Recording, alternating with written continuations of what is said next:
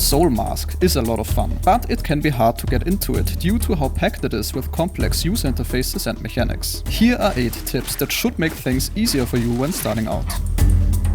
If you find that your freshly recruited tribesman won't start working for you because there's no target, then here's what you actually need to do. For example, my tribesman here refuses to work and doesn't cut down trees because they're out of their 30-meter radius. So what I need to do now is go to a location that offers plenty of trees, set a custom marker and give it an appropriate name, and then head back to my tribesman and change the work location from the bonfire to that marker. Just be careful that you don't place your marker too far away. The limit is around 300 meters.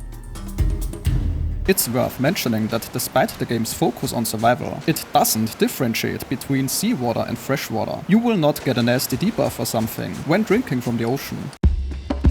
If you're playing solo and find that the game is too hard for you, then by all means take a look at the advanced settings. You can tweak pretty much everything to your liking here, even after you started your game. For example, I recommend turning off building decay and enabling the death pack respawning, so you don't have to run back to the location where you died.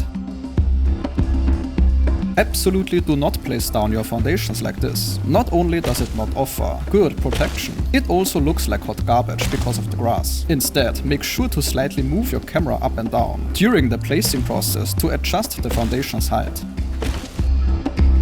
Your light source during the night, called Luminous Waste Lamp, requires fireflies in order to provide light. To get fireflies, you need to craft a bug net, which you can then use to capture fireflies. Fireflies spawn next to waterways and ponds, preferably during the night. Clay is a pretty important material that you will need sooner rather than later, and you can harvest it with a pickaxe from clay nodes. Clay nodes typically spawn around water, and they have a dark and muddy appearance.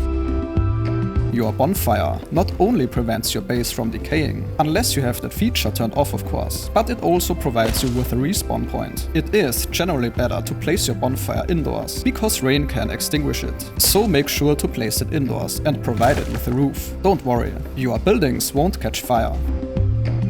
If you don't have an actual bonfire yet, but instead just a regular campfire, make sure to place a marker with its location on the map, or you will not find it again.